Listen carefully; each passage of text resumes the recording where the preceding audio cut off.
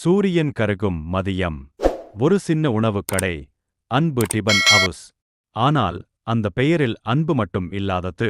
கடையின் உரிமையாளர் கோபத்தில் மூழ்கியவர். அவன் கையில் காயம். ஆனாலும் வேலை நிற்கவில்லை.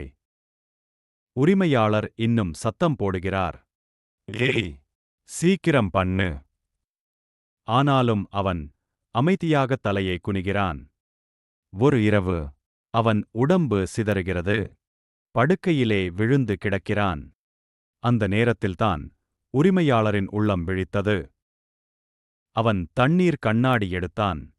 முதன்முறையாக மெதுவாகச் சொன்னான், நீ ஓய்வெடு, நான் பார்த்துக்கிறேன். ஆனால் சில நாட்கள் கழித்து கடை கதவு மூடியே இருந்ததுடோட். அவன் போயிட்டான். ஆனால் அவன் குற்றத்தை உணர்ந்தபடியே திருந்திய மனத்தோடு இவ்வுலகை விட்டு பிரிந்தான். நிரந்தரமற்ற வாழ்க்கை.